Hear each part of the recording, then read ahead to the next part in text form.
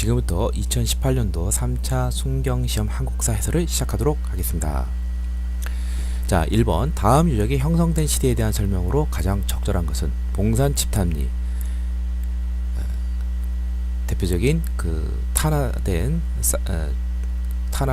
그런 그 좁쌀이가 나왔죠. 서울 암사동, 움집, 뭐 빗살무늬 토기, 양양 오산리 역시 대표적인 그 움집이 나오고요. 부산 동삼동, 움집, 패총 뭐 이런 거 등등 다 뭐죠? 서울, 부산 요 대도시 나오면 무조건 신석기 유적지라고 보시면 되겠습니다.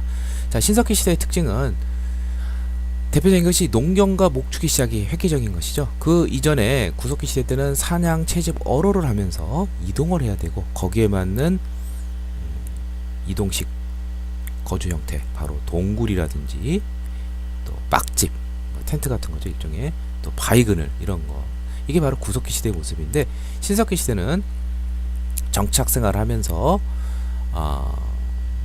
농경을 하게 되니까 아무래도 이제 정책을 하게 되겠죠.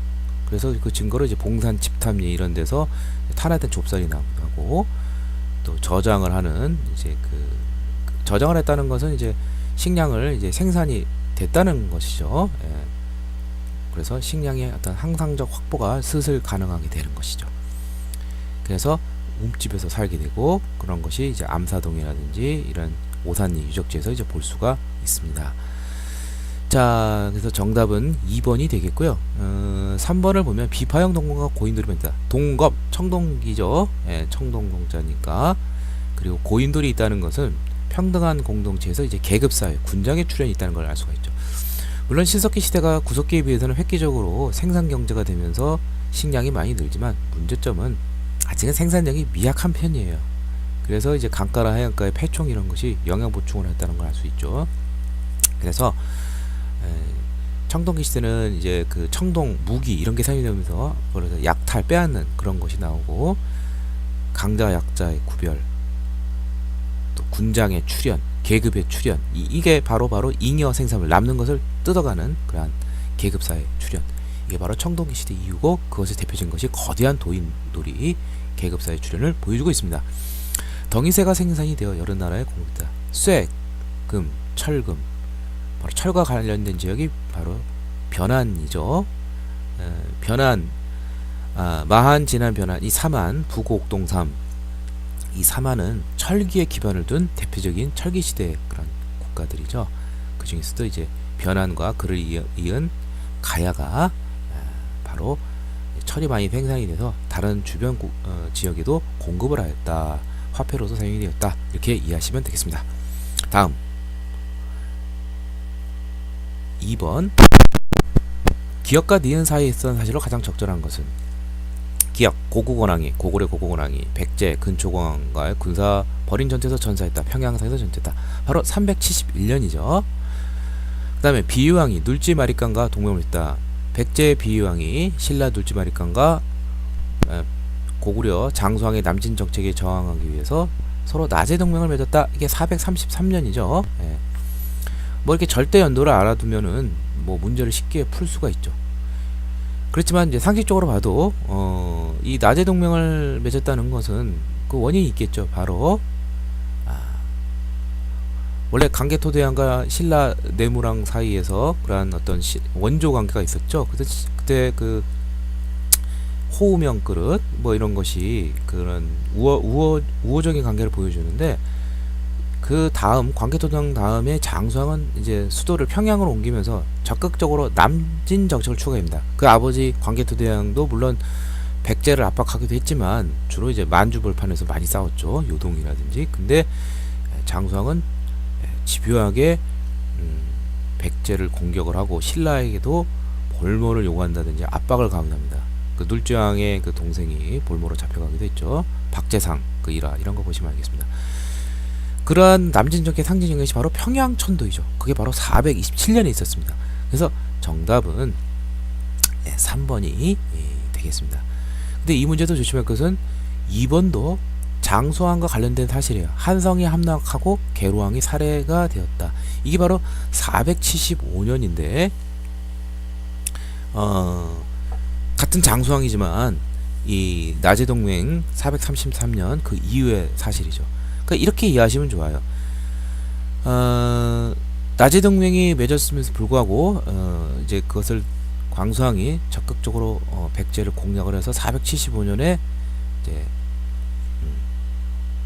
한강유역, 한성 점령을 하면서 전역을 차지하게 되고 계로왕의 아들인 문조왕이 이제 웅진으로 천도하게 되죠. 굉장히 이제 국력이 이제 위축이 되죠. 좀 더 적극적으로 고구려와 대항하기 위해서는 이제 나제동맹을 좀 더 업그레이드한 혼인동맹, 백제왕이 신라 이찬 딸과 뭐 결혼한다 뭐 그런 역사적 기록이 있죠. 그래서 요 이후에 이제 493년에 이제 결혼동맹으로 이죠. 그렇게 이거 인과관계로 좀 이해하시면 좋을 것 같습니다. 자, 나머지 보면 미천왕이 낙랑군을 축출을 했다. 낙랑군이 오늘날 이제 그 대동강 유역 쪽이죠. 마지막 항군연인데 313년에 바로 기억에 나오는 고구건왕의 아버지 미천왕이 여기를 추출하면서 이 땅의 모든 항군연을 몰아내게 됩니다. 그 다음에는 314년에는 대방군을 이제 몰아내면서 황해도 지역이죠. 대방군이 이 황해도 지역에 패권을 놓고서 백제 전성기인 근초광과 싸웠는데 평양성 전투에서 패함으로써 백제는 근초광 때 황해도 지역까지 영향력을 행사했다. 이렇게 이해하시면 됩니다. 그러니까 이제 그 요것은 더 전 일인 것이죠. 기억보다. 미천왕이 고구원왕의 아버지니까. 그 다음에 진흥왕이 한강 하류적을 차지하고 북한산에 순수비를 세웠다. 이거는 뭐 훨씬 더죠. 진흥왕은 이제 6세기 중후반에 전성기 임금이기 때문에 한강 하류 지역, 그 다음에 성왕과 연합을 해서 동맹을 해서 나제동맹이 있었기 때문에 고구려로부터 백제는 또 한강 상류 지역을 이제 차지하고, 근데 나중에는 이제 진흥왕이 하류까지 다 차지하게 되면서 나제동맹은 파탄이 나게 되죠. 한강 하류 지역을 차지하면서 하류 지역 서울 쪽에 북한산에 순수비를 세웠어요. 잘 모르다도 진흥왕은 훨씬 뒤에 임금이라는 걸 쉽게 알 수가 있습니다. 자, 정답은 평양천도. 평양천도가 결국 신라 백제 나제동맹의 원인 계기가 되었다. 이렇게 이해하시면 되겠습니다. 3번 가야연맹에 대한 설명으로 가장 적절하지 않은 것은. 자, 가야연맹은 초기에 김해 쪽에 낙동강 하류 쪽에 금강가야가 전기가야연맹을 이제 이끌었죠. 여러 소국으로 구성이 되어 있는데, 그러다가 400년 바로 유명한 광개토대왕의 그 남부 원정이 있죠. 외구 백제 사주를 받아서 가야 연합이 된 이 외구를 쫓아서 이 임나, 오늘날 이제 김해 금강가야 여기까지 이제 고구려군이 쳐들어오게 됩니다. 그래서 전기가야연맹의 맹주인 금강가야가 큰 타격을 받게 되고, 그러한 전쟁에 패해서 크게 벗어났던 내륙 쪽에 경북 고령 지역이죠. 이쪽에 자리한 대가야가 5세기 이후로 이제 점차 성장을 하면서 후기 가야연맹의 맹주가 됩니다. 자, 그래서 1번 보면은 이제 맞는 말이죠. 금강가야가 전기가야연맹의 중심이 되었다. 5세기 초 400년 고구려가 신라 연합군의 공격을 받아 큰 타격을 입으면서 전기가야연맹이 금강가야 주도의 전기연맹이 붕괴가 되고, 이제 5세기 후반이 되면은 이제 고령의 대가야를 중심으로 후기 가야연맹이 이제 결속이 됩니다. 이때 그 가야는 당시 이제 그 백제도 웅진 시대로서 국력이 상당히 위축이 됐죠. 그래서 이제 소백산맥을 기준으로 해서 그 오른쪽이 이제 가야고 왼쪽이 백제인데, 거기를 넘어서 오늘날 뭐 장수, 임실, 그 소백산맥 근처에 그런 지역까지도 진출을 하게 됩니다. 즉 호남 동부 지역이 되겠죠. 여기까지도 권역을 넓혔고 중국 남조하고도 외교 관명을 맺기도 하고 뭐 그렇게 됐습니다. 그렇지만 가야라는 그 나라 그 자체는 신라하고 굉장히 좀 지근거리에 있고, 또 백제도 한강령을 뺏기고 이제 무령왕 이후 이제 그 국력을 회복을 하면서 가야를 계속 공격하게 됩니다. 그래서 밖에서 이런 것을 뒤쪽으로 보상을 받으려는 거죠. 가야 쪽으로 진출해서. 또한 신라 역시 이제 버프망 때 이제 금강가야를 복속을 하고 급속히 양쪽에서 이제 속된 말로 짜부가 되는 거죠. 그러는 와중에서 이제 좌초로 운동을 하게 되다가 뭐 어떨 때는 뭐 버프망하고 뭐 이제 그 백제 맞서서 뭐 혼인 동맹을 맺기도 하고 뭐 그러다가 결국에는 진흥왕 때의 마지막 가야인 대가야까지 병합을 하게 됩니다. 그러면서 소멸이 됐죠. 562년이죠. 근데 4번을 보면 백제 멸망 후 부흥군을 백제는 660년에 망했죠. 가야가 망한 뒤 100년 이후에 망했기 때문에 이건 전혀 도와줄 수가 없죠. 백제 부흥군을 도와서 그것은 외가 되겠죠. 백강전도 663년. 예. 그래서 정답은 4번이 되겠습니다. 4번 미추친 왕의 업적으로 가장 적절한 것은 이렇게 되어 있습니다. 왕이 관산성에 찾았다. 관산성 전투 백제 성왕이 아까 문제에서 나왔지만 한강 하류는 신라가 차지하고 상류는 신라가 차지하고 한강 하류는 백제가 차지한다는 약속하에 고구려를 공격해서 한강역을 되찾았는데 신라가 진흥왕이 이거를 그런 동맹을 무시하고 하류까지 다 차지해버려요. 그게 이제 553년인데 그 다음에 분노한 성왕이 신라를 응전하러 쳐들어갔다가 554년 여기 보면 신주의 군주 김무력이 이렇게 되어 있는 이 김무력이 이제 그 아들이 김서연, 김유신으로 이렇게 이어지죠. 김유신의 할아버지인데 결국 거기서 패하고 죽임을 당하게 됐죠. 554년 관산성이라는 게 이제 충북 옥천 지역이 되겠죠. 그러니까 백제 성왕의 업적을 물어보는 것이 되겠습니다. 백제 성왕은 백제 부흥을 중흥을 도모했던 왕이죠. 즉위 때는 이제 웅진 시대였었는데 수도를 538년에 사비로 옮기고 부여인 그 다음에 국호도 백제에서 남부여로 고쳤습니다. 북쪽의 부여, 만주 쪽의 부여는 망했지만 그것을 개성했다라는 의미가 되겠죠.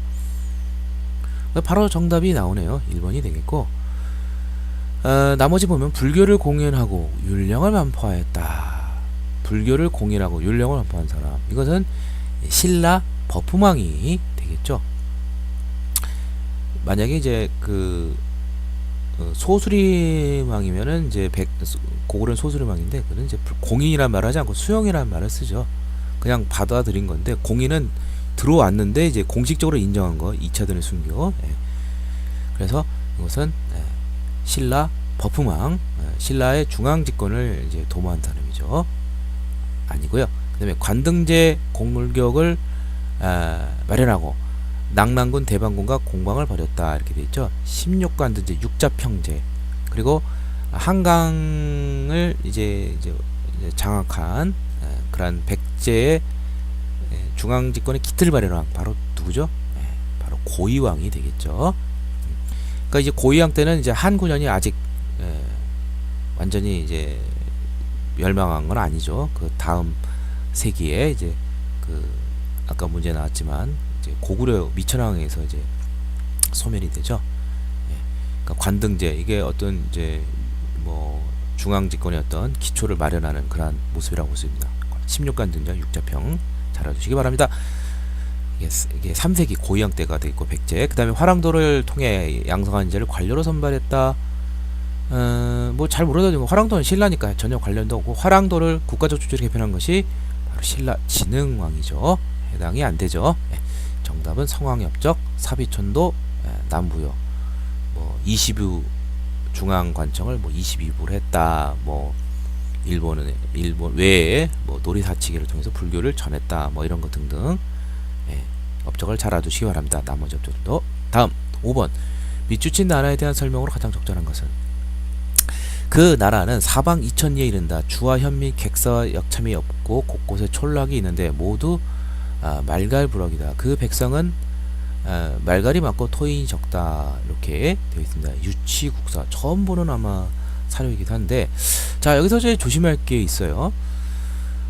이것을 잘못 알면은 사방이천육 개 넓은 나라, 뭐 말갈 이게 만주 쪽에 있는, 그러면 이게 혹시 부여 아닌가 해서 딸컥 대가들의 호칭에 말소 개대징 가축 이름을 붙였다, 이렇게 하기가 상당히 쉽습니다.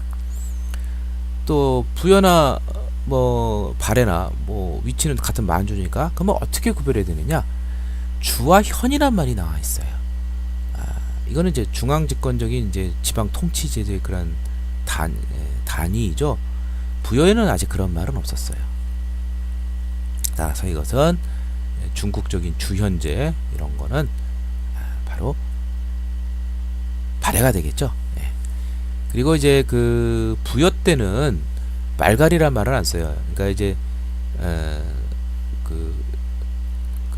이 여진족이죠. 나중에 만주족 그 근원이 되는 것이 옛날 아주 상고 시대 때는 숙신, 그 다음에 이제 그 삼국 초기에는 이제 음루라는 게 있죠.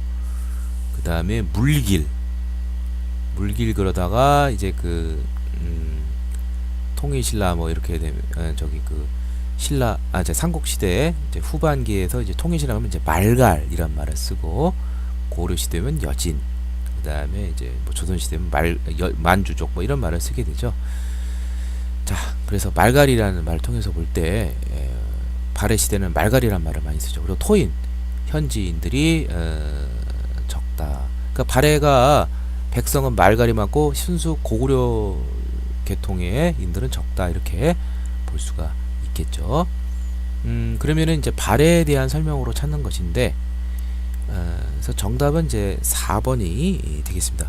고구려 유면이 촌장이 되어 지방을 다스렸다. 그러니까 소수이긴 하지만 고구려 유민이 이제 그 지배층이라는 걸 알 수 있죠. 그런데 이제 발해라는 나라가 워낙 그 말갈의 여러 부로 이루어진 그 토착 그 집성 그런 향촌 단위가 있죠. 그런 데는 이제 말갈인이 자체 뭐 촌주 또는 촌장이 돼서 다스리기도 했습니다. 그러나 이제 웬만한 것은 중앙관직이라든지 지방의 주요 거점에서는 고구려 유민들이 촌장이 되어 다스렸는데, 그렇지만 인구 구성으로 볼 때는 말갈인들이 많다, 이렇게 보면 되겠습니다. 잘 모르시더라도 또 나머지를 보면 민며느리자는 혼인풍습이 있다. 이거 옥저죠. 신부가 신혼 초기 시집살이 하는 거. 그 다음에 조심할 것이 왕족과 귀족을 돌무지 덧낼 무덤이 된다. 돌무지 덧는 무덤은 신라의 그 마립간 시대, 신라 이제 전반기라고 볼 때 그 시대에 나오는 거대한 무덤이죠. 돌무지 덧면서 나중에 이제 굴식 돌망 무덤이 되겠고, 발해도 역시 굴식 돌망 무덤이 되겠고, 발해나 고구려나 굴식 돌망 무덤 위에 모준이 천장 구조 뭐 이런 것들도 잘 알아주시기를 바랍니다.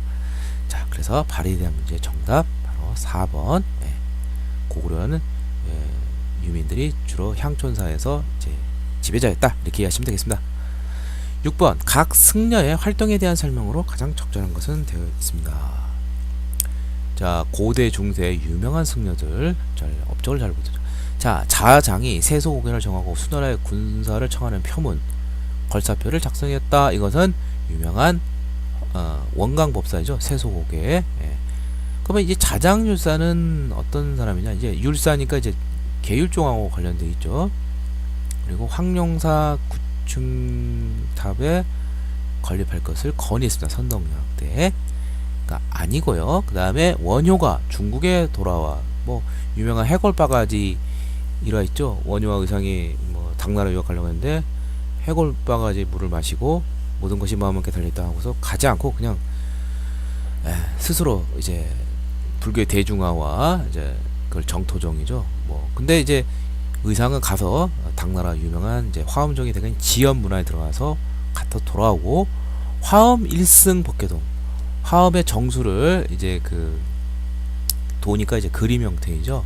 일즉다 다즉일, 이렇게 뭐 수렴하는 형태, 뭐 이렇게 그러니까 많은 것이 이제 하나로 이제 수렴하는 뭐 그러한 형태로 이제 그림으로 설명을 하면서 신라 전제왕권을 지지하는 어떤 그러한 사상적 기반, 화엄종, 이거는 의상이 되겠죠.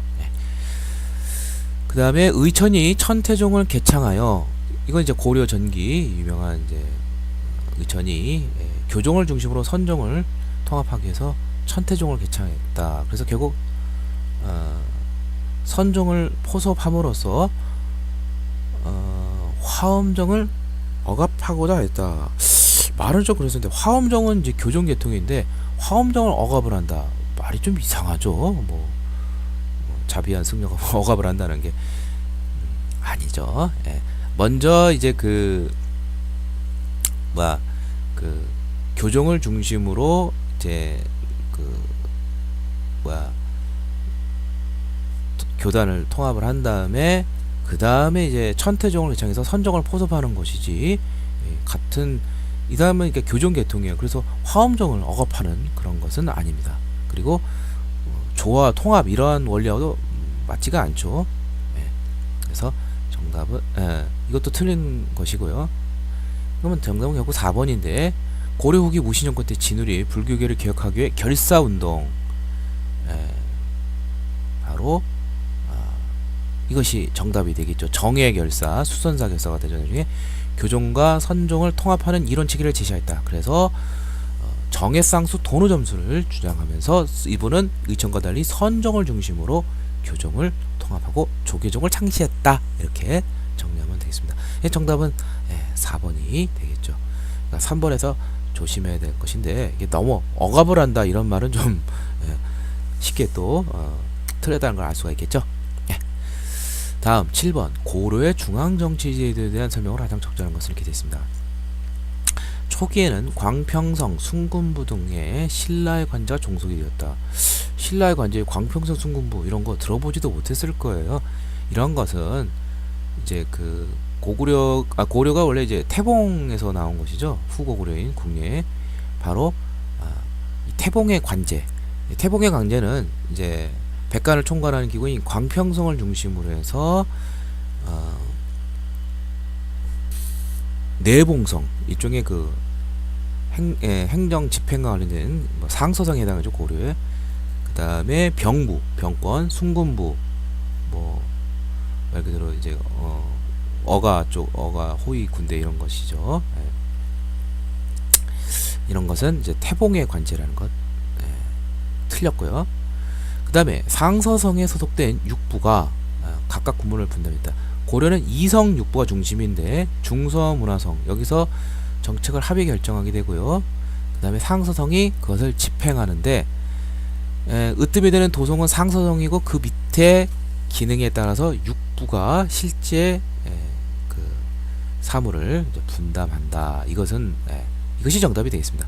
그렇지만 상서성은 실권이 별로 없어요. 왜냐하면 육부 판사제래 가지고 그러니까 육부를 또 위에서 이제 감독하고 뭐 그러한 기구가 있는데, 그게 바로 이제 중서문화성의 고위 관리들이 일종의 겸직을 하게 되는 것이죠. 상서성은 주로 허직이라든지 뭐 예우 차원의 뭐 그러한 것이고요. 그래서 이것은 정답이 되겠습니다. 그 다음에 도병마사는 추부라고 불리우며 군사기밀과 왕명출람을 관장했다. 자, 군사기밀과 왕명출람을 관장하는 것은 바로 중추원이죠. 중추원을 이제 추부라고도 합니다. 그래서 이 추부와 그 다음에 그 중서문화성의 고위관리들을 이제 제신이라고 하는데, 제부, 추밀, 추부, 그 둘이 합자된 기관을 바로 제추회의라고 그러고, 그것이 바로 도병마사와 식목도감이라는 기구를 이루게 되는 것이죠. 그래서 도병마사가 추부가 아니라 도병마사의 한 축을 이루는 중추원을 이제 추부라고 합니다. 그래서 틀렸고요. 그 다음에 식목도감은 백간을 규책 탄핵하는 언간의 역할을 담당하였다. 백간을 규찰, 감찰하고 탄핵하는 언간의 역할을 하는 것은요, 고려시대 관리감찰기구인 바로 어사대가 있고, 또 하나는 중서문화성의 고위관리들은 제신이라고 해서 이품 이상은 정책을 결정하는 뭐 그러한 기능을 담당했다면, 삼품 이하의 낭사는 바로 이 언관 비판 기능을 하는 것이죠. 규찰 탄핵을 하는.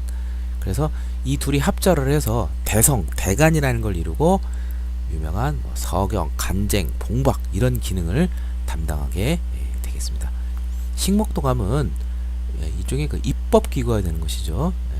법령을 이제 제정하는 도병마사와 함께 중추원과 중서문화선과 중추원의 고위관리들, 이품 이상의 관리들인 재신과 추밀들이 모인 그런 회의 기구가 되겠습니다.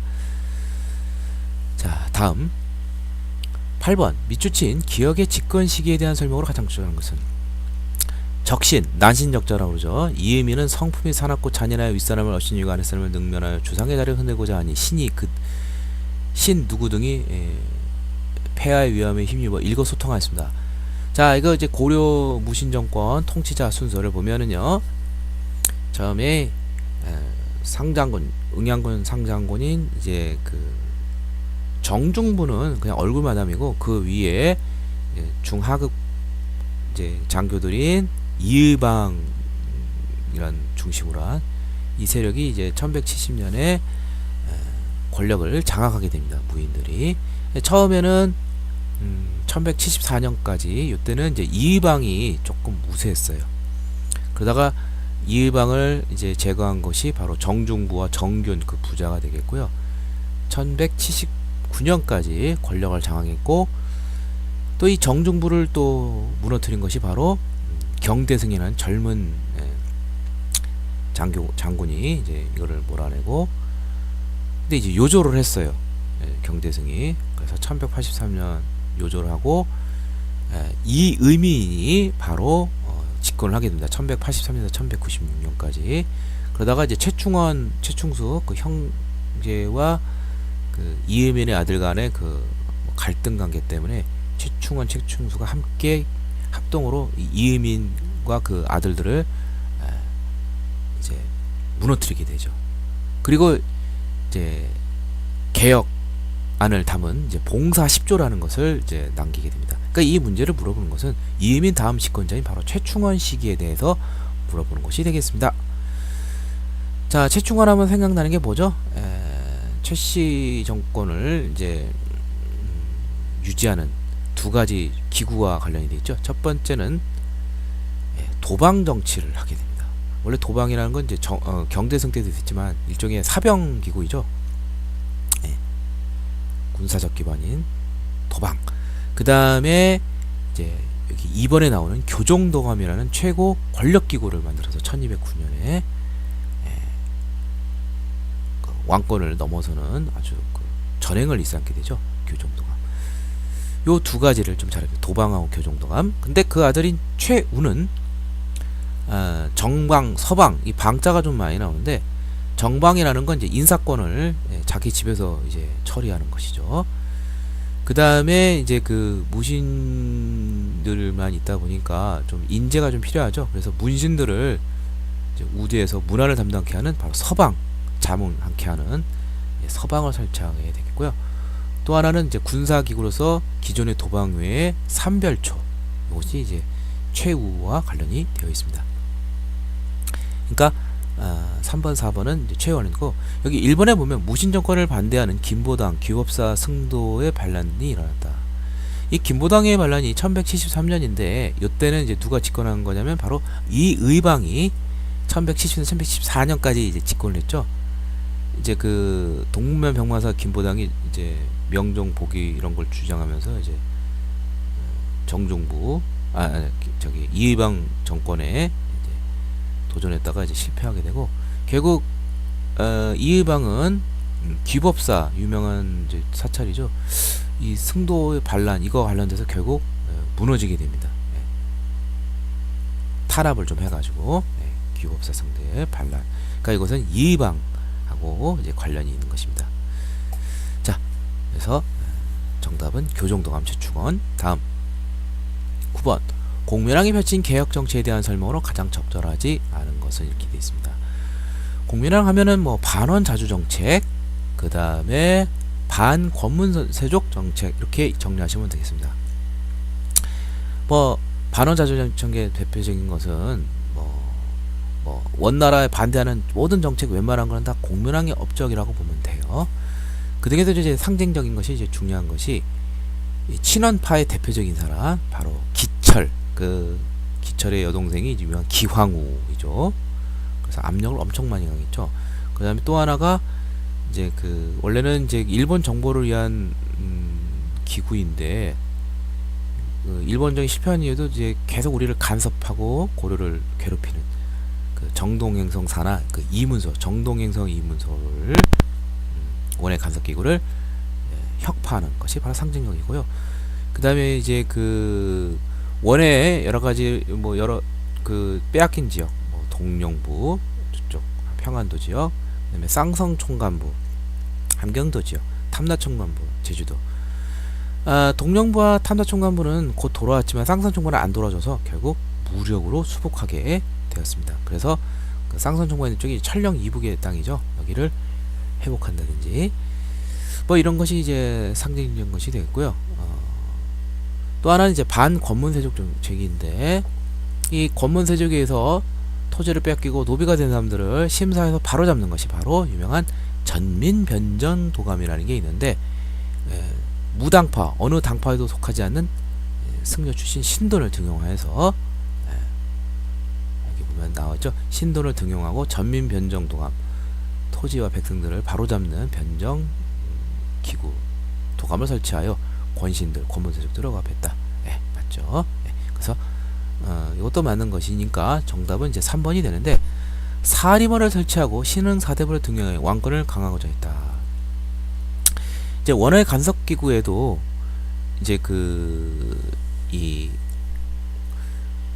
고려 말에 보면은 이 권문세족 이들은 또 이제 친원파가 주로 그래서 원나라와 연결이 되어 있는데 이들을 그 토지와 백성들을 이들이 이제 다 뺏어가면서 국가 재정을 좀 먹고 막 여러 가지 폐단이 있겠죠. 그래서 이것을 바로잡으려는 개혁 정치가 원의 간섭기에도 꾸준히 있었습니다. 예를 들면 충렬왕에서 충선왕 때 이럴 때 그 홍자번이라는 인물이 대표적인 사람인데 뭐 편민 18사라는 그런 어떤 건의물을 남기게 하고요.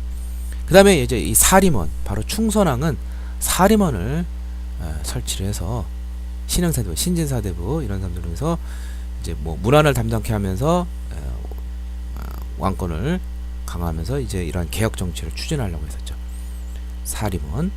그 다음에 충수왕 때는 그 다음 왕이 충수왕 때는 이제 찰리 변이도감, 뭐 전민변정도감과 뭐 거의 비슷한 그런 것이에요.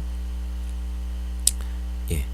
그 다음에 이제 그 충목왕이라는 사람이 있는데 이때는 이제 정치도감이라는 거 잘 알아두시고요. 그 다음에 공민왕 때 전민변정도감. 이제 전민변정도감은 이제 성공한 이유가 이제 그 공민왕이 집권할 때쯤 그때는 이제 원명 교체이기 때문에 그런 것이 가능하였습니다. 그렇지만 이제 신도는 이제 그 뭐죠? 그 신진 사대부와 좀 사이가 좋지 않아서 결국 이제 실각을 하게 되죠. 공민왕에 의해서. 예. 정답은 사림원 3번 바로 충선왕의 개혁정책과 관련되어 있습니다. 다음 10번 고려와 몽골의 관계 속에서 일어난 사건을 발생한 순서로 바르게 되는 것은 자 고려와 몽골은 뭐 사이가 처음부터 나빴던 것은 아니에요. 이제 그 원이 이제 그 흥기를 맞이하게 되면서 몽골족이 그러면서 이제 이제 타격을 입은 것이 바로 이제 그 금나라 여진주의 금나라를 이제 큰 타격을 주입니다. 그러자 금나라가 본래 이제 거란족 요나라를 멸망시키고 거란족을 두르고 있었는데 금나라가 이제 타격을 하니까 거란족의 흥기를 맞이하게 돼요. 그 거란족의 그 세력들이 이제 압록강을 건너서 고려까지 이제 들어온 경우도 있었습니다. 그리고 몽골 역시 이제 금나라에 의해서 이러한 이제 거란족 이런 세력들을 이제 발본색원하기 위해서 쫓아오다 보니까 오늘날 따지면 이제 그 압록강 쪽 그쪽이 이제 강동이라고 하는데 이쪽 지역까지 이제 들어오게 되면서 고려 김치려 장군이 이제 고려와 이제 몽골이 서로 이제 연합을 해서 이 거란족 잔당 등을 1219년에 몰아내게 됩니다. 이게 바로 유명한 강동의 성의 역이라고 하는데, 이때 몽골이 탁 보고 이거 고려 이놈들도 좀 약한 놈들이네 하면서 이제 슬슬 이제 고려를 이제 공격하려는 마음을 품게 되죠. 뭐 이때는 이제 형제 그런 맹약을 맺고 이제 헤어졌는데, 이제 몽골이 잘 쓰는 법인 감당하기 어려운 요구를 막 요구합니다. 조공이라든지 뭐 등등 문제 있어서. 그래서 이거는 요구하던 이제 저고요라는 사신이 1225년에 이제 살해당하면서 이걸 꼬투리 삼아서 결국 1231년부터 6차에 걸쳐서 몽골의 침략이 있게 됩니다.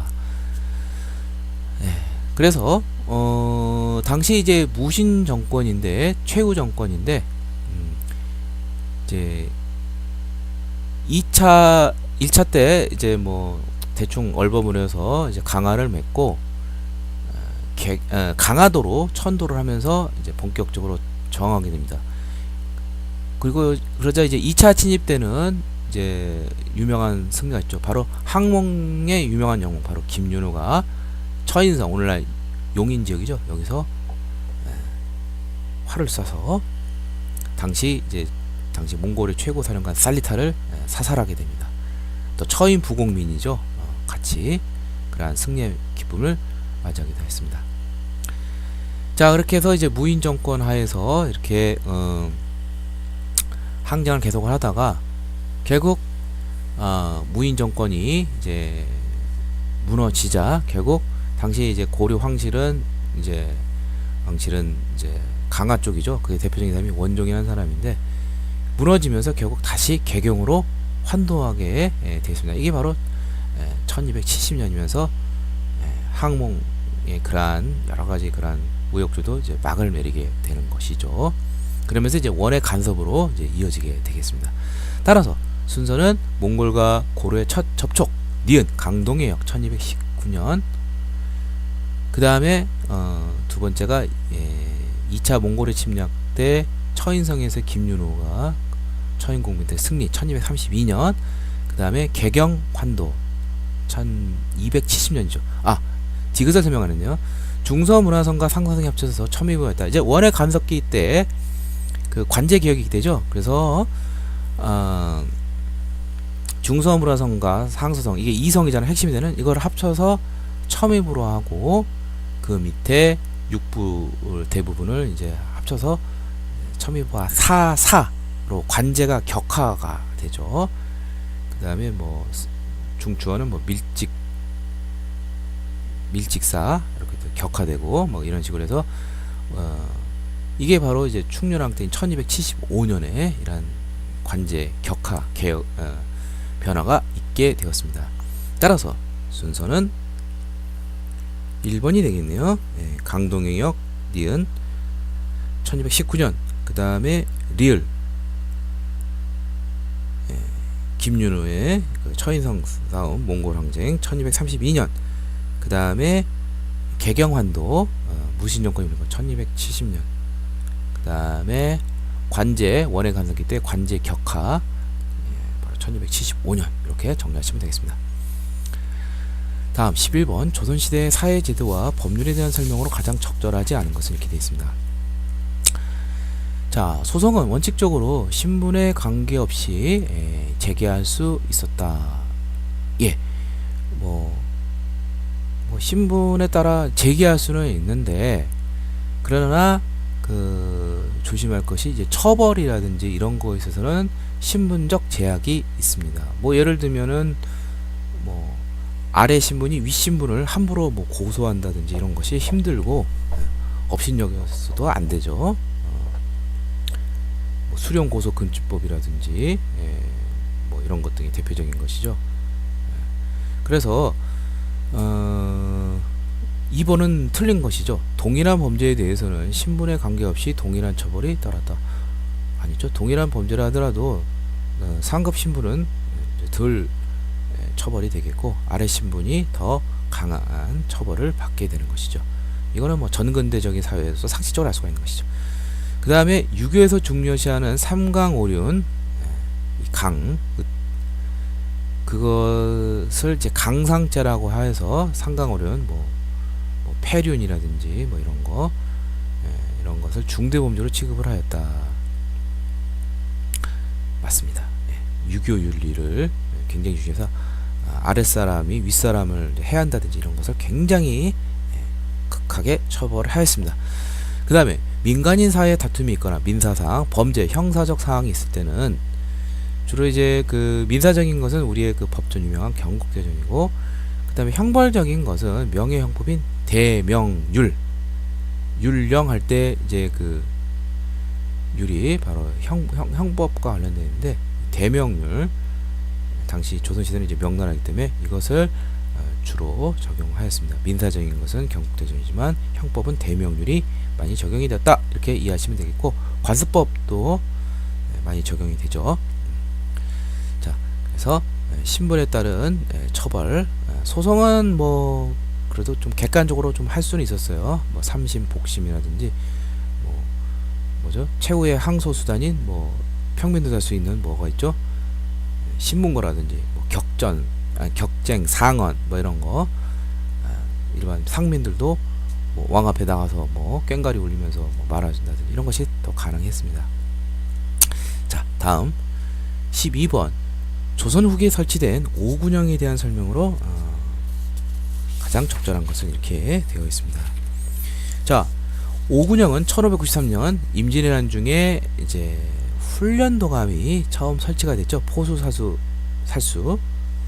자, 그 다음에 두 번째로 생긴 것이 바로 뭐냐, 인조가 1623년 이제 반정을 이렇게 하면서 이제 중요한 것이 바로 이제 그 바로 이제 어영청이라는 것을 이제 두 번째로 사용합니다. 바로 이제 어영청이라는 건 이제 도송 수비가 되겠죠. 아무래도 이제 도송을 함락당한다는 것은 왕권에 큰 위해가 되기 때문에. 그 다음에 그 이듬해 1624년에는 이제 이괄의 난 있죠. 평안도 쪽에서 이제 서울 쪽으로 쳐들어보니까 경기도 북부 쪽 방위가 필요해요. 그래서 경기도 북부 쪽 강해를 위해서 총영청이라는 것을 1624년에 설치하게 됩니다. 자, 그래서 여기 3번에 보면 1624년 서울과 경기의 경비를 강화하기 위해 청영청을 설치하고 경기내군을 여기서 시켜 경기적인 제재를 통솔했다. 맞습니다. 경기도 북쪽. 그 다음 번에는 또 뭐가 있느냐, 이제 그 1626년에는 이제 그 남한산성, 경기도 남부지역 쪽이죠. 이쪽을 이제 도성 아래쪽을 이제 그 아래 이제 경기도 남부지역 쪽을 방어하기 위해서 이제 수어청을 남한산성을 중심으로 해서 설치하게 됩니다. 근데 여기 이번에 보면은 수어청이 1682년이었죠. 자, 수어청 다음에 이제 마지막 오군영이 한참 뒤인 1682년 숙정 때에 말 그대로 이제 이거는 궁궐, 가장 국왕을 가까운 그런 사는 곳이 이제 궁궐을 방해하는 것이 바로 금이영이 되겠죠. 그래서 금이영이 여기 1번에 보면은 1652년이나 1682년이 되겠죠. 자, 그런데 여기 광주 및 그 부근의 제진을 합니다. 이 부분은 또 뭐가 되죠? 수어청이 되는 것이죠. 네. 그리고 1682년 촉포본과 기병을 부존한 정예부대인 수어청을 두었다. 이건 1626년이라고 그랬죠. 그 다음에 1624년 총영청을 이제 설치를 했다. 그래서 경기도 주로 이제 북쪽 이쪽 제진을 통솔해왔고, 그래서 정답이 3번이 되겠고요. 그 다음에 4번을 보면은 이제 도성 수비를 위해서는 바로 1623년에 바로 어영청이 되겠죠. 어영청 설치는 1623년에 있습니다. 조금 까다로운 문제에 속합니다. 연대기적인. 다음 13번 다음 같은 내용이 담긴 비석을 세운 왕의 시색에 편찬된 것으로 가장 적절한 것은, 척 조선시대 같고 비석과 관련된 것은 뭐 백두산 정계비 아니면은 탕평비 둘 중에 하나이죠. 딱 봐도 원만하여 편벽하지 않으면 군자의 공정한 마음이고 편벽되어 원만하지 않은 바로 소인의 사사로운 마음이다. 따라서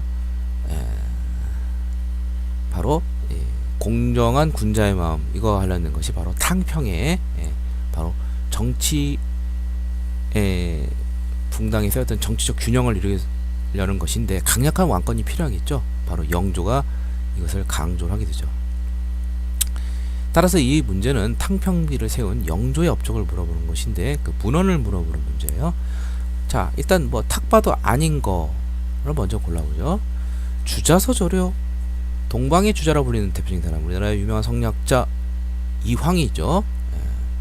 이황 선생은 이 주자서조료를 명종 때 간행했죠. 그러니까 이건 아니고요. 국조오레이, 그 나라의 그 국가의 예법에 관한 거 5가지. 자, 웬만한 그러한 조선시대에 했던 여러가지 문헌 편찬이 거의 세종 때 시작해서 성종 때 완성이 돼요. 그러니까 이거는 성종 때죠. 국조오레이. 국조오레이가 이제 성종 때인 1474년에 완성이 되고요. 그 다음에 동국병감, 일종의 전쟁사를 정리한 것인데, 흔히 속된 말로 밀덕이라고 불리우는 유명한 임금, 바로 문종 때에 이제 간행이 됐었습니다. 그 다음에 이제 그렇다면 결국 정답은 4번인데, 동국문헌비고 일종의 관찬 백가사전식 그런 문헌이 되는 것이죠. 탕평파인 자기의 그 사돈관계인 홍봉안을 중심으로 해서 이 동국문헌비고를 편찬케 하였습니다. 그래서 잘 모르더라도 이제 어떤 백과사전식 그런 것이 이제 실학의 그런 문헌 편찬이잖아. 이런 것이 이제 영종제 연간에 많이 나오게 됩니다. 자, 그래서 정답은 4번이 되겠습니다. 다음 14번, 다음 자료에 대한 설명으로 가장 적절한 것은, 보성군에는 교파와 약파가 있다. 교파는 항교에 다니는 자들이고 약파는 향약을 주관하는 자들이다. 서로 투쟁이 끊이지 않고 모함하는 일 갈수록 더하여갔다. 드디어 풍속이 도에서 가장 나빠졌다. 정약용의 목민심서, 정약용의 목민심서 이렇게 되어 있습니다. 그러면 이제 조선 후기가 되겠고요. 대충 눈치가 빠른 사람들은 이거 조선의 향촌사회 지배권을 놓고서 신양, 구양 간에, 구양은 기존의 제지사적이고 신양은 이제 분홍들, 이제 관건의 성장에 따라서 이 향회에 참여하면서 이들이 이제 치열하게 싸우는 거죠. 향촌사회 지배권을 놓고서. 그게 향전인데, 이제 어떤 게 신양이고 어떤 게 구양이냐. 자, 어렵게 생각할 필요 없어요. 자, 여기 보면은 잘 모르더라도 이제 사대 사림들은, 제지사족들은 향약을 주관합니다. 향양이라는 것은 이거는 이제 신분적으로 때 이제 사족, 사대부 이런 사람들이 주관한 것일 수밖에 없어요. 분홍이라 할지라도 그것은 이제 힘듭니다. 굳이 또 향약을 그 주도권을 나중에 빼는 것은 이제 수령이 할 수는 있어도 상민 출신인 들은 하지를 못합니다. 근데 조심할 것은, 향교라는 것은 양반들도 다니지만 밑에 상민들도 다닐 수가 있는 거예요. 그래서 이제 속된 말로 이제 질 떨어진다, 향교 이런 것은 서민들도 다닌다, 이거 질 떨어진다, 우리는 서원이 있다, 사족들은 서원을 중심으로 이렇게 수학을 하게 되죠. 자, 그래서 정답은 1번이 되겠는데, 위에서 자료는 교파는 구향이라는 거는 이제 제지사족, 기존의 사림들, 약파는 신양을 가리킨다. 신양, 바로 이제 성장한 분홍층, 그게 아니라 서로 뒤바뀐 것이죠. 그래서 정답은 1번이 되겠고요. 자, 나머지를 보면 향회, 말 그대로 이제 회의인데, 요즘 따지면 지방자치회의 이런 것인데, 원래는 이 향회가 주로 사족 양반 중심으로 이제 이루어진 것인데, 이들의 명단이 향안이 있고 그런 것인데, 근데 이제 이제 원래는 제지사족 중심으로 되는데, 여기에 이제 신양들이, 분홍 출신의 이 사람들이 이제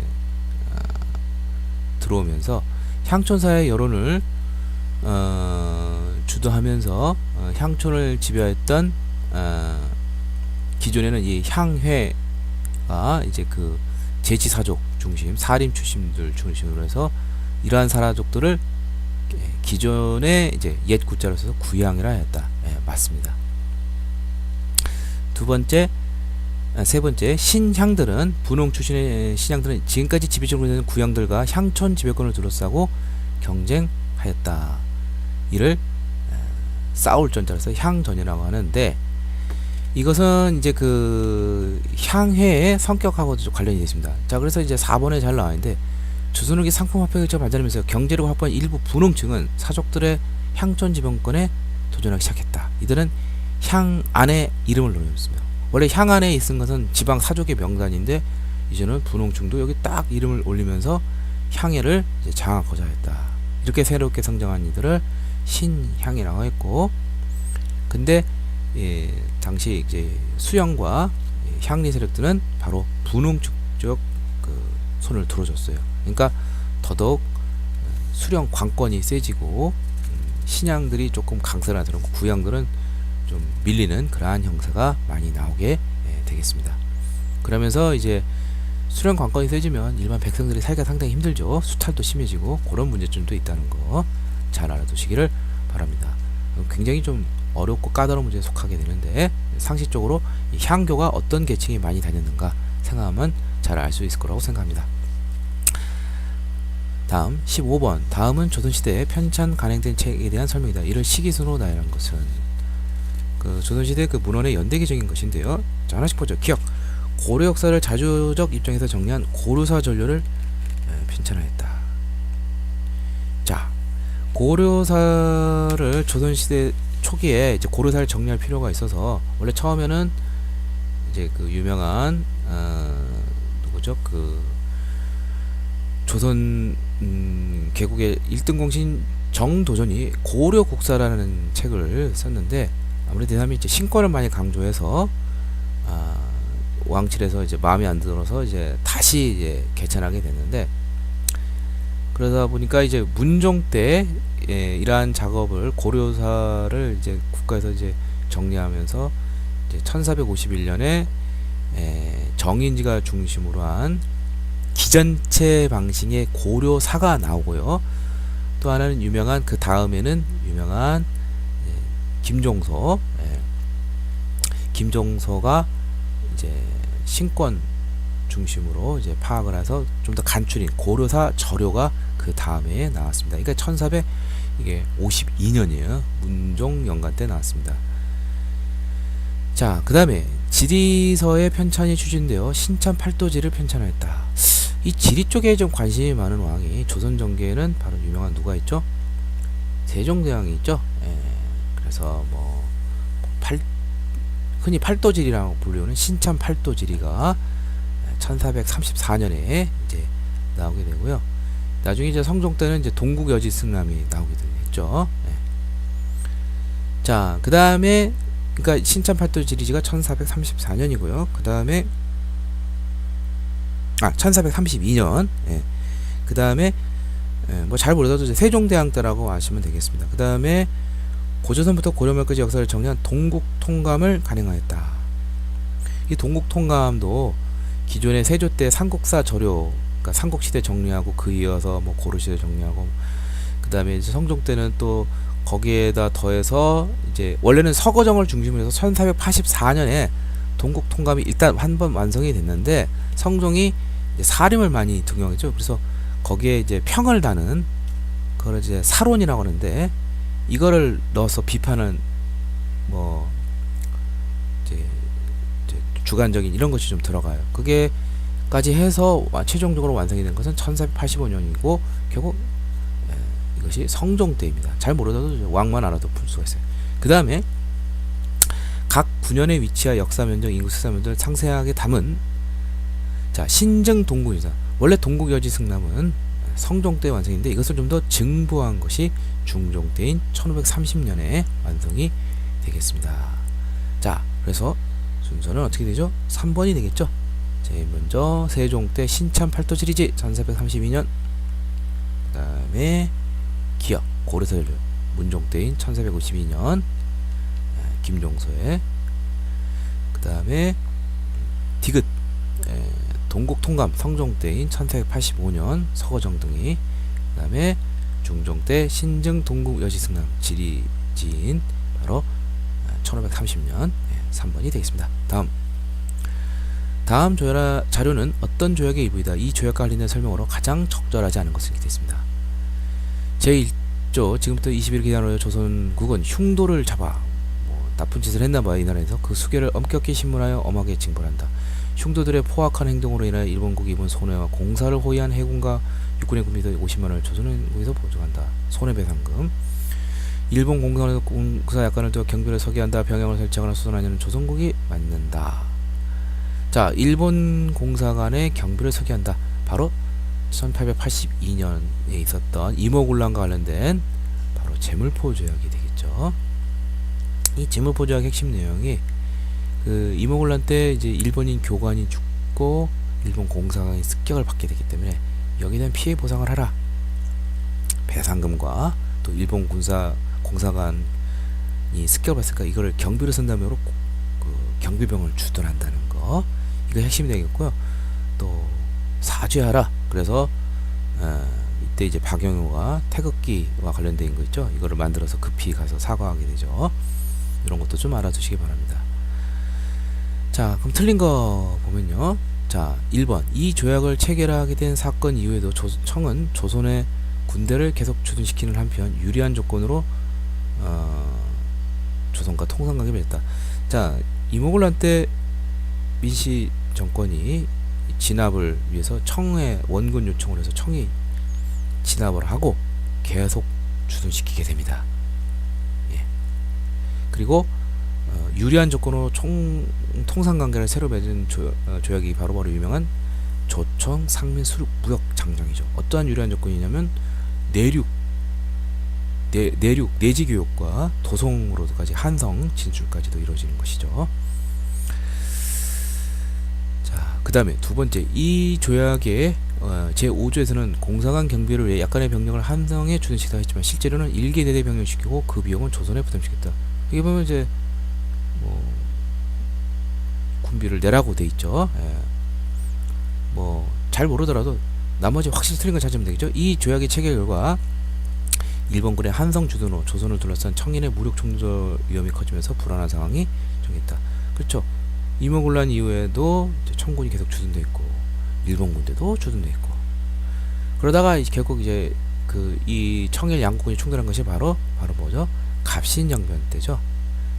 갑신정변 때 일본군의 군사적 원조를 받아서 정변에 성공을 했지만 다시 또 민씨 정권에 의해서 청해 군대가 진압을 하고 이때 좀 교전이 좀 벌어졌어요. 자, 그러자 이제 청일이 충돌할 위협이 있게 되자 텐진에서 서로 조약을 맺어서 일단 조선에 주둔되어 있는 군대를 다 철병을 하고 장차 무슨 일이 있으면 상대방이 서로 알리고 공동으로 파병하자라는 것이 바로 텐진 조약이고, 후일 동학농민운동 때 청일 양국군이 공동으로 파병해서 결국 충돌이 일어나게 되죠. 청일전쟁의 원인이 되기도 합니다. 그래서 4번은 바로 텐진 조약, 이것은 갑신정변하고 관련되어 있다는 거, 1885년에 체결이 되었죠. 잘 알아두시길 바랍니다. 17번. 다음과 같은 결과를 가졌던 조약으로 가장 적절한 것은, 일본은 메카타를 대한제국의 재정고문으로 오랜 기간 동안 일본 정부에서 일했던 스테븐스를 외교관으로 파견하였다. 이로써 일본은 대한제국의 재정과 외교에 대한 본격적으로 가담을 시작했다. 자, 조선이 식민지가 대하는 과정이 바로 러일 전쟁을 시발점으로 하죠.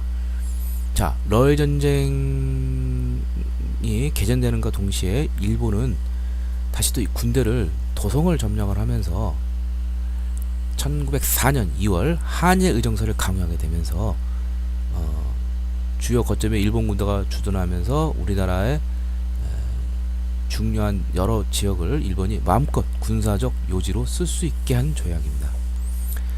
이어서 1904년 8월에 지금 이 지문에 나오는 것과 관련된 조약이 바로 제1차 한일협약을 1904년 8월에 체결하면서 이 고문을 파견하게 되는 것이죠. 메카타 재정고문과 친일 미국인 스티븐스를 외교관으로 파견해서 고문 정치로 간섭하게 되는 것이 바로 1차 한일협약이고요. 이어서 러일전쟁에 승리한 다음에 유명한 제2차 한일협약, 이게 바로 을사조약 또는 을사늑약이라고 하죠. 1905년 11월에 체결하면서 외교권을 박탈하고 통감부를 설치하게 되죠.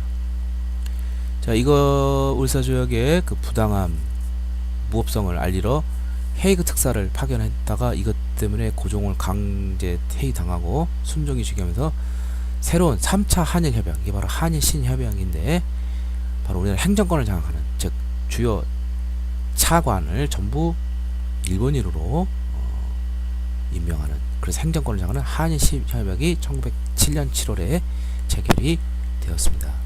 이후 기유각서를 통해서 1909년에는 사법권과 형옥의 업무를 1910년 6월에는 이제 경찰권을, 1910년 8월에는 드디어 한일 병합조약에서 나라가 망하게 됩니다. 자, 정답은 제1차 한일협약 1904년 2월 고문정치 잘 알아두시기 바랍니다. 18번 다음은 일본의 국권 침탈 과정에 있던 사실들을 순서대로 나열한 것은 이렇게 되어 있습니다. 자, 아까 문제랑 뭐 거의 뭐 유사한 그런 성격인데요. 자, 일본과 미국이 극동의 평화를 구실로 미국의 필리핀 지배와 일본의 한국 지배를 상호 인정하여 가스라테프트 비례가 체결하였다. 자, 러일 전쟁 이제 막바지에 가면은 일본을 지원했던 미국과 영국과 일본은 서로의 식민지 지배를 묵인하는 그러한 조약입니다. 그래서 1905년 7월에는 이 기억에 나는 가스라테프트 빌량을 통해서 미국은 필리핀, 일본은 한국을, 그 다음 달인 1905년 8월에는 2차 영일 동맹을 통해서 영국은 인도를, 일본은 한국을, 그 다음에 그 다음 달인 1905년 9월에는 포츠머스 조약을 통해서 널 전쟁을 일단화시키고 결국 일본의 조선에 대한 모든 지배적 권리를 러시아가 인정할 수밖에 없었죠. 패배했으니까. 자, 그래서 이게 1905년 7월이고요. 일본이 과도한 차관을 들여와 재정 간섭을 강화하자 대구에서 국민이 정부를 대신하여 외채를 갚자는 운동, 바로 국채보상운동이 바로 김강재 서상돈을 주면서 1907년 2월부터 시작이 되죠. 1907년 뭐 달까지 모르더라도 1905년 1907년. 그 다음에 만주로 진출하려면 일본은 청과 협약을 체결하여 안동과 봉천역에는 철도부선 안봉선을 찾아내서 간도를 청영토로 인정하였다. 이 바로 1909년에 있었던 간도 협약이 되겠죠. 그래서 순서는 뭐 기억년 디귿 그대로 이어지게 됐습니다. 1번이 되겠습니다. 자, 다음 선언문이 발표된 때로부터 가장 먼 시기에 있던 사실로 가장 적절한 것은 뭐 착 봐도 어린이를 어쩌고 저쩌고, 어린이를 어쩌고 저쩌고, 어린이를 어쩌고 저쩌고 이렇게 돼 있죠. 바로 소년운동 방정환 천도교 소년회에 관련되어 있는 바로 어린이 소년운동 기초조항인데, 뭐 절대 연도를 조금 알아둘 게 있어요. 뭐 1926년 뭐 무슨 아리랑이 발표됐다, 뭐 나석주 열사가 뭐 동척에 폭탄을 줬다, 이런 것처럼 1923년에 있었던 대표적인 그 바로 뜻 있는 운동과 관련된 거죠. 어린이날을 1923년 5월 1일 날 제정을 하고 이러한 선언문까지도 기초 조항 이런 것도 나오게 되겠습니다. 자, 그래서 이 1923년이라는 걸 잘 알아두시고요. 근데 나머지를 보시면 1923년이 많이 나오고 아닌 것을 우리가 쉽게 알 수 있어요. 예를 들면 신치훈은 김원봉의 유치로 조선혁명 선언을 지어 의열단의 투쟁론과 행동강을 제시했다. 이게 1923년이죠. 그 다음에 박상진을 총사령으로 하여 군대 집조를 갖추고 공화정부 수립을 목표로 한 대한강복회가 결성했다. 자, 1910년대 비밀결사적 항일운동단체 결성, 바로 대표적인 것이 공화제를 주장한 박상진의 대한강복회 1915년, 이제 1910년대 무단통치기간이라는 그런 특징이 있죠. 또 하나는 최익현의 수제자였던 임병찬이 고종의 밀망을 받아서 바로 의병을 규합을 해서 다시 대한제국을 재건하려는 바로 복벽주의를 내세운 바로 독립의금부가 있죠. 이게 1912년입니다. 이게 비밀결사체이죠. 탁 봐도 너무 한참 전이죠. 10년 전 이상, 약 한 8년 전, 1915년이니까. 자, 그 다음에 백정은 자신들에 대한 차별들을 폐지하여 저울처럼 평등한 세상을 만들 때는 이를 모아 경남시대 조선연평사를 창립했다. 형평운동 1923년이죠. 조선연평사 창립 맞고, 국내 독립운동상을 점검하고 새로운 항을 모색하여 상하이에서 이 국민대표회, 이거 임시정부의 변정 관련된 거 국민대표회 1923년이죠. 뭐 이 정도는 좀 알아두셔야 최소한 공무 시험을 대처할 수가 있습니다. 이런 주요 연도. 예. 뭐 몇 개 더 하자면 1923년 또 뭐죠? 뭐 암태도 소작쟁이 이것도 있고, 예, 그런 것도 좀 알아두시고요. 아무튼 다 1923년이고 또 1920년이지만 이 비밀결사, 항일결사체, 예, 이런 것은 대표적인 게 1910년대 대한강국회와 독립운부 꼭 알아두시길 바랍니다. 정답은 2번이 되겠습니다. 자, 다음에서 설명하는 위원회가 발표한 원칙의 내용으로 가장 적절하지 않은 것을 이렇게 됐습니다. 아마 이제 이번 시험에서 가장 좀 까다로웠던 문제라 생각을 해요. 예. 자, 중도파의 여운형과 김기식 등은 통일정부 수립을 위해 운동을 전개하였다. 바로 좌우합작 운동이죠. 중도자 중도.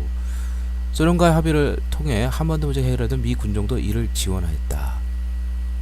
그래서 1940년 7월 하순위원회를 구성하고 10월에는 몇 가지 원칙, 좌우합작 7원칙에 합의하고 이를 발표하였다. 이렇게 되겠습니다. 자, 좌우합작 7원칙의 핵심 내용은 뭐냐? 자, 모스크바 삼국 외상회의에서 미소 공의를 통하여서 또 미소 공의와 이제 그 우리 조선인들의 그 단체와 협의를 해서 임시 민주정부를 이제 수립하려고 했었죠. 그래서 이제 이 모스크바 삼국 회상회의의 결정을 굉장히 중요시하게 여겼습니다. 좌우합작 운동에서. 그래서 1번에 보면 한국의 민주 독립을 보장한 모스크바 삼국 회상회의의 결정에 따라 좌우합적으로 민주주의 임시정부를 수립한다. 요게 합의했고요. 그리고 여기에 따라서 미소 공동위원회가 잘 추진이 돼야 되는데 당시에 그 좌우합작 운동이 일어나는 배경 중에 하나가 바로 1차 미소 공동이라 결렬이 되고 휴회 중이었기 때문인 것이죠. 그래서 다시 이것을 속개하라는 공동 강요. 이거는 당연히 1번과 2번은 같은 성격으로 우리가 쉽게 생각할 수 있습니다. 자, 그 다음에 나중에 이제 그 대한민국 정부가 수립된 다음에 우리 최대의 문제가 뭐죠? 바로 친일파 처벌 문제와 대다수가 당시 소장농인데 이 토지 문제 어떻게 할 것이냐. 여기에 대해서도 이제 어떻게 했느냐. 좌우합작위원회에서도 이제 친일파 문제를 처리할 그러한 기구 이런 것을 규정했고요. 그 다음에 이제 그 토지 농지 개혁이 있었어. 나중에 이제 그렇지만 이제 그 어떤 조건을 달아서 몰수한 다음에 무상 분배하는, 그러니까 유상 매입, 유상 분배, 무상 몰수, 무상 분배의 절충 형식이 되죠. 예, 조건이 약간 있으면서 몰수를 하면서 어떤 이제 대신 대가 없이 분배하는, 약간 좀 애매모호한 것이지만 그러한 이제 조항이 있기도 합니다. 자, 그러면은 이제 1번과 2번 쉽게 했었지만 이제 3번과 4번이 좀 어려운데 4번을 먼저 보도록 할게요. 입법기구의 권능과 구성 방법 및 운영 등에 관한 사항은 본 합작위원회에서 작성하여 적극적으로 실행한다.